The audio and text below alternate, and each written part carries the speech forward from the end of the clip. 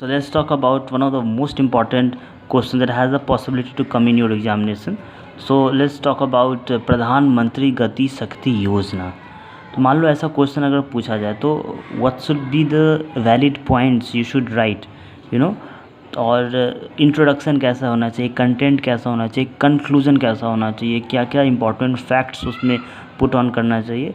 तो ये सब क्वेश्चन बहुत इंपॉर्टेंट, बिकॉज मान लो अगर बीपीएससी पर्सपेक्टिव से आप प्रिपरेशन कर रहे हो तो बीपीएससी में एटलीस्ट वन क्वेश्चन जो 38 मार्क्स का होता है, तो उसमें आपको बहुत ही चौतरफा मीन्स डायमेंशनली अच्छे से उसको प्रूव करना होगा. फैक्चुअल प्लस योर ओन जो थिंकिंग है, पर्सपेक्टिव है, आपका खुद का पर्सपेक्टिव क्या है, उसको आप अच्छे से टैकल करोगे तब जाके आपको फ्लो चार्ट वगैरह हो गया वो सब आप अच्छे से बने. तो फर्स्ट ऑफ ऑल एक तरह का ये मॉडल टाइप का आंसर आप मान लो.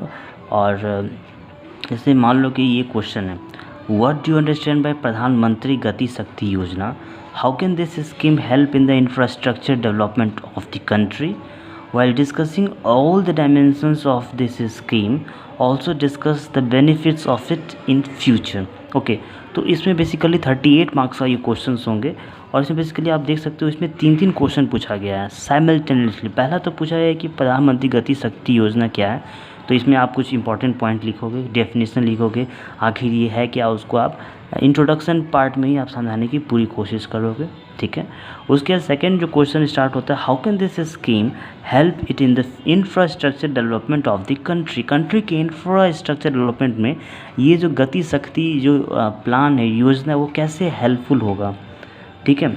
फिर जो थर्ड और लास्ट क्वेश्चन है, एज ए कंक्लूजन आप मान सकते हो, इसमें बोलता है कि आपको पूरा जो जितनी भी जो डायमेंशंस है इस गति शक्ति जो प्लान का, उसको अच्छे से आपको मतलब कि इलैबोरेट करना है और फिर आपको बताना है कि आने वाले जो हमारा जो फ्यूचर होगा उसमें इसका क्या बेनिफिट होगा.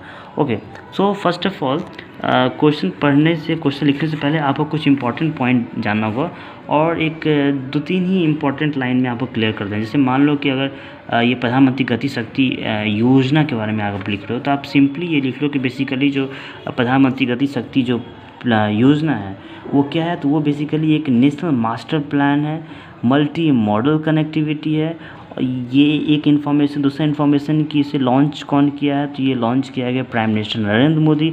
कब किए, तो 13 अक्टूबर 2021 को अप्रोच किए हैं.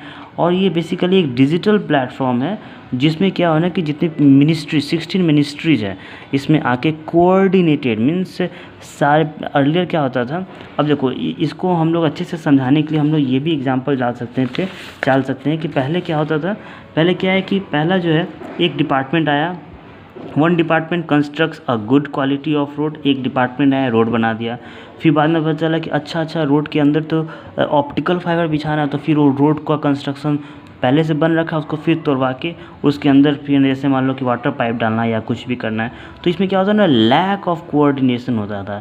तो सच ए लैक ऑफ कोऑर्डिनेशन की वजह से क्या होता था, तो इसी लैक ऑफ कोऑर्डिनेशन को ख़त्म करने के लिए ये प्रधानमंत्री गति शक्ति योजना है. ठीक है. अब ये बेसिकली ये है ना, इससे आपको बहुत ही अच्छे से एक मतलब लेमन की तरह आपने समझ लिया कि आखिर ये गति शक्ति योजना क्या है. ठीक है. तो आपने ये दो चीज़ समझा दिया, ये 100 लाख का प्रोजेक्ट है ये भी समझा दिया. और ये बेसिकली अब जो है कुछ फैक्चुअल बातें, जैसे कि जो ये बेसिकली 6 पिलर है, ये जो गति शक्ति योजना जो है इसका ये बेसिकली 6 पिलर है. पहले comprehensiveness, optimisation, synchronisation, analytical, dynamic, prioritisation. तो ये सब जो है वो क्या है, 6 पिलर है. इस 6 पिलर पे आपको फोकस करना है और इस 6 पिलर को आपको डिफाइन करना है कि आखिर बेसिकली ये सब क्या है. तो कॉम्प्रिहेंसिवनेस होगा, ठीक है, ऑप्टिमाइज, सिंक्रोनाइज, एनालिटिकल. इसमें क्या, जितनी भी जो entire data will be available GIS based spatial planning होगा. ठीक है. और ये बेसिकली क्या है ना, एक तरह का एक डिजिटल प्लेटफॉर्म है that bring together industrial in more holistic और इंटीग्रेटेड नॉर्म्स में जो ये बहुत ज़्यादा हेल्पफुल होगा. अब हम इसमें अगर हम देखें इसको और फर्दर डिटेलिंग करें तो हम लोग को देखना है कि इसमें कुछ इंपॉर्टेंट जैसे इंफ्रास्ट्रक्चर स्कीम्स है इस पर फोकस किया जाएगा. जैसे कि भारत माला हो गया, Sagarmala, electrical park, economic hubs, defence corridors, Udan हो गया, उड़ान मतलब कि aviation, ports, inland waterways, pharma clusters, industrial corridors, agri zones हो गया, फिशिंग क्लस्टर्स हो गया। तो ये सब जितने भी जो इंफ्रास्ट्रक्चर स्कीम्स है, तो ये सब मीन्स एक तरह से अगर देखा जाए तो गति शक्ति जो प्लान है, योजना है, वो एक अम्ब्रेला है जिसके अंडर बहुत सारे मिनिस्ट्रीज है और बहुत ही कोऑर्डिनेटेड तरीके से काम किया जाएगा, उसको बोलते हैं। तो मान लो ये जो पहला क्वेश्चन है कि आप प्रधानमंत्री गति शक्ति योजना से क्या समझते हो, तो आप उसमें पहले तो डेफिनेशन लिख सकते हो। जैसे कि मैंने स्टार्ट किया तो आप ऐसे लिख सकते हो कि प्रधानमंत्री गति शक्ति योजना is a national master plan which launched by prime minister Narendra Modi on 13 October 2021। It is a multi modal connectivity worth of ₹100 lakh crore. और फिर आप इसको समझाने के लिए कुछ इस तरह समझा सकते हैं और फिर फर्दर आप इलेबोरेट कर सकते हो। तो ये जो पहला जो पार्ट है ना इसका क्वेश्चन का, कि आप बताओ कि मतलब बताओ कि प्रधानमंत्री गति शक्ति योजना क्या है, वो आपको पहला पार्ट आपको क्लियर हो गया। अब जब दूसरा क्वेश्चन का जो पार्ट है वो क्या कहता है, वो कहता है how can this scheme help it in the infrastructure development of the country. तो आपको कुछ इंपॉर्टेंट कुछ ऐसा कॉन्सेप्ट पता होना चाहिए। आप ऐसे स्टार्ट कर सकते हो कि जैसे कि इंफ्रास्ट्रक्चर बेसिकली क्या हो। तो इंफ्रास्ट्रक्चर बेसिकली एक तरह से देखा जाए तो नर्व सेंटर होता है किसी भी इकोनॉमिक एक्टिविटी का। अगर जो भी नेशन, जो भी राष्ट्र over the years the nation that invested in infrastructure, अगर किसी इंफ्रास्ट्रक्चर पे अगर कोई इन्वेस्ट करता है तो आने वाले टाइम में उसको मैसिव इकोनॉमिक रिटर्न्स मिलता है।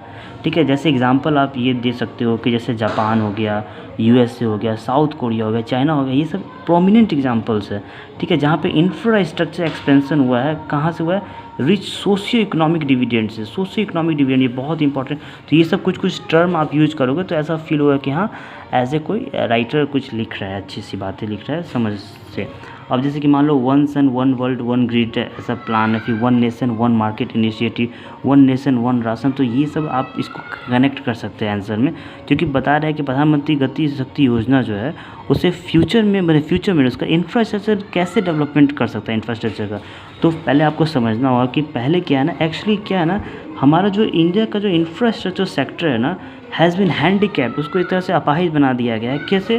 क्योंकि उसमें बहुत सारा कॉम्प्लिकेटेड लैंड एक्विजिशन पॉलिसीज़ की वजह से इम्प्लीमेंटेशन ठीक से नहीं हो पाता है। उसके बाद फिर एक तरह से ब्यूरोक्रेटिक का जो भी ओवर रूल होता है, ठीक है ना, मतलब कि जो भी ऑफिस वगैरह का जो काम होता है वो डिले होता है, सरकारी कागजात जैसे बोला जाता है, डिजिटली जो भी काम है वो सक्सेसफुली और टाइम बाउंड अप्रोच रहता है उसका। अब जैसे कि मान लो कि इससे क्या होता है ना, ईज ऑफ डूइंग बिजनेस में भी आसानी होगा। और सबसे खास बात, जो मोदी जो आत्मनिर्भर भारत की बात करते हैं ना, तो उससे ये भी इसका भी एक नया डायमेंशन होगा। तो अब सेकंड पार्ट ऑफ क्वेश्चंस में आप इस तरह से स्टार्ट कर सकते हैं कि इंफ्रास्ट्रक्चर बेसिकली ये सब है इसको। उसके बाद फिर आप ये बता सकते हो कि अब क्या है, करेंटली अगर देखा जाए, ये बहुत इंपॉर्टेंट पॉइंट है, करेंटली देखा जाता है तो 12 to 13% ऑफ द जीडीपी, हमारे जीडीपी का जो 12 से 13% जो है ना, वो बेसिकली लॉजिस्टिक कॉस्ट में चला जाता है। लॉजिस्टिक कॉस्ट मतलब ये होता है ना कि जैसे कुछ भी ऐसे सामान है, मान लो रेलवे का कुछ मतलब कि रिपेयरमेंट होना है, तो उसमें जितने भी जो भी रेल गॉज हो गया, जितने भी जो रेलवे इक्विपमेंट्स है, रेलवे जो फ्रेट्स होते हैं, तो यहाँ से वहाँ एक जगह से दूसरी जगह जाते हैं, तो उसमें जो लॉजिस्टिक कॉस्ट जो होता है ना बहुत ज़्यादा होता था। तो बेसिकली ज़्यादा कॉस्ट होगा, ज़्यादा फ्यूल का कंजम्पशन होगा, उससे ज़्यादा पॉल्यूशन होगा, तो रिन्यूएबल एनर्जी को भी तो सिक्योर करना है ना। तो ये सब कॉन्सेप्ट है। तो प्रधानमंत्री गति शक्ति योजना जो बहुत ही एक फ्यूचर मैसिव प्लान है अगर देखा जाए तो इसमें देखा जाए कि 12 से 13% जो है जीडीपी का हम लोग का लॉजिस्टिक कॉस्ट में चला जाता था। इसलिए गति शक्ति को ये ऐसा माना जा रहा है कि गति शक्ति आएगा तो वो जो है 12 से 13% जो है वो 8% कम कर दिया जाएगा। ठीक है, उसका कुछ टारगेट ये है कि 2024 से 25 टारगेट ये है कि 2 लाख किलोमीटर रोड जो है वो नेशनल हाईवे बनाया जाएगा।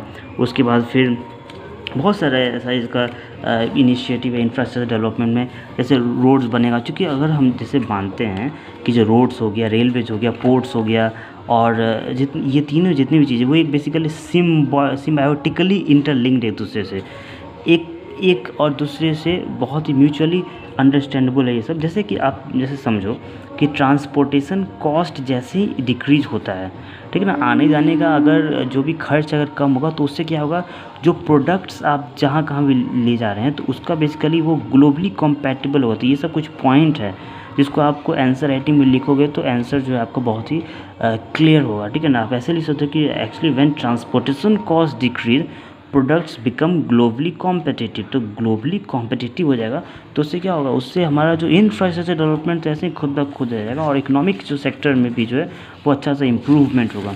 जैसे कि सिविल एविएशन पे देखा जाए तो 220 airports, heliports, water aerodrome, shipping में भी जो है ना ये सब 2024 से 25 तक वो 1759 प्रोजेक्टेड कार्गो, फिर गैस पाइपलाइन नेटवर्क की अगर बात करते हैं तो 2027 तक जो है ना ये बेसिकली कनेक्ट करने, सारे स्टेट्स को कनेक्ट करने की बात की जाए। फिर टारगेट डिफेंस भी बहुत इंपॉर्टेंट जो है वो इम्पॉर्टेंट टॉपिक है। तो इसमें जो 1.7 लाख करोड़ का टर्नओवर जो है प्रोडक्शन में है और 38 इलेक्ट्रॉनिक क्लस्टर जो है 2024 और 25 तक कंप्लीट होने की बात है, 109 फार्मा क्लस्टर। तो ये सब कुछ इंपॉर्टेंट पॉइंट है, ठीक है। तो दूसरा पॉइंट हो गया। अब जो थर्ड जो पोर्शन जो है क्वेश्चन का वो बेसिकली क्या कहता है, थर्ड पोर्शन कहता है कि आपको पता है ना, while discussing all the dimensions of the scheme, also discuss the benefits of it in future। तो इसका बेनिफिट्स क्या होगा, तो सिंपली बेनिफिट्स क्या होगा, बेनिफिट्स इसका ये होगा कि आने वाले टाइम में क्या होगा कि बेसिकली इंटीग्रेटेड है, ये सीमलेस कनेक्टिविटी है, ठीक है, लास्ट माइल कनेक्टिविटी ये करेगा। इससे क्या होता है, ट्रैवल टाइम जो है, लॉजिस्टिक कॉस्ट जो कटेगा, फिर इम्प्रूव सप्लाई चेन इम्प्रूव होगा। उसके बाद जो लोकल गुड्स जो है ग्लोबली कॉम्पिटिटिव होगा, जैसे कि मैंने बताया कि ट्रांसपोर्टेशन कॉस्ट अगर कम हो जाएगा तो उसका वैल्यू जो है वो बढ़ जाता है। फिर 107 लाख करोड़ का जो प्लान जो है वो पाइपलाइन है, ये सब। तो ये सब इसका जो फर्दर फ्यूचर, जैसे फ्यूचर में ये भी हो सकता है टेलीकॉम इंफ्रास्ट्रक्चर जो बेसिकली बैकबोन होता है, तो DPIIT हो गया, .LIC, विशाग एंड मेक इन इंडिया। और ये बेसिकली इससे क्या होगा ना, ये इंडिया को हेल्प करेगा बिजनेस कैपिटल बनाने में ऑफ द वर्ल्ड। तो ये सब बेसिकली इंपॉर्टेंट, इसका फ्यूचर में जॉब अपॉर्चुनिटीज़ को ये क्रिएट करेगा। ये बेसिकली क्या, 4G कनेक्टिविटी सारे विलेजेस में ये लाएगा, 11 इंडस्ट्रियल कॉरिडोर्स और 2 न्यू डिफेंस कॉरिडोर्स है तमिलनाडु उत्तर प्रदेश में। और बेसिकली सबसे इंपॉर्टेंट ये सब पॉइंट, अगर बाकी सब कुछ अगर भूल भी रहे तो ये सब इंपॉर्टेंट पॉइंट है। रिन्यूएबल एनर्जी कैपेसिटी को 225 गीगावाट जो है वो इंक्रीज़ कर दिया गया, 87.7 से कर देगा। फिर नेशनल हाईवे नेटवर्क बनेगा, ये basically length of transmission network. फिर 220 न्यू एयरपोर्ट बनेगा, कार्गो हैंडलिंग 17,000 किलोमीटर जो है वो गैस पाइपलाइन नेटवर्क बनेगा। तो ये सब लास्ट है। फिर कंक्लूजन में आप क्या है इसको ख़त्म करोगे, तो कंक्लूजन में आप ये लिख सकते हो, क्योंकि टाइम जो होता है ना, टाइम, और इससे क्या होता है ना कि गति शक्ति से टाइम बहुत ही कंज्यूम हो रहा है, कंज्यूम मतलब टाइम बहुत ही अच्छे से वो प्रोडक्टिवली उसका यूज़ हो रहा है। तो आप ऐसे बोल सकते हो कि time is the most important capital. Time जो होता है मोस्ट इंपॉर्टेंट कैपिटल होता है। एप्रोप्रिएट डिसीजन अगर लिया जाए एप्रोप्रिएट टाइम में, और उस डिसीजन में ट्रांसपेरेंसी होना चाहिए, with transparency, time bound approach. ये नहीं कि भाई 10 साल से प्रोजेक्ट चला, टाइम बाउंड अप्रोच होना चाहिए कि हाँ 5 साल का प्रोजेक्ट है तो 5 साल के अंदर हो जाना चाहिए।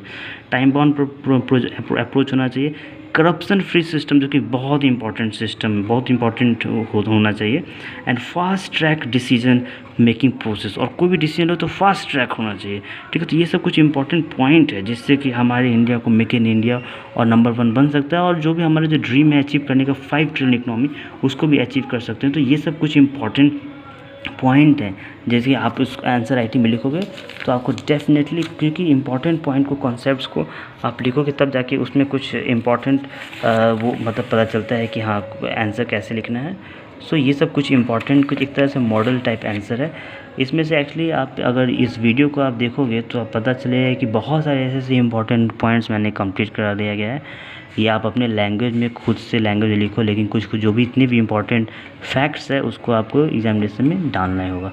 सो thank you so much for watching this important video. So ठीक है, नेक्स्ट वीडियो में हम लोग एक नए क्वेश्चन पे डिस्कस करेंगे, और प्रधानमंत्री गति शक्ति योजना को आपको अच्छे से कंप्लीट करना है, ठीक है। Thank you so much.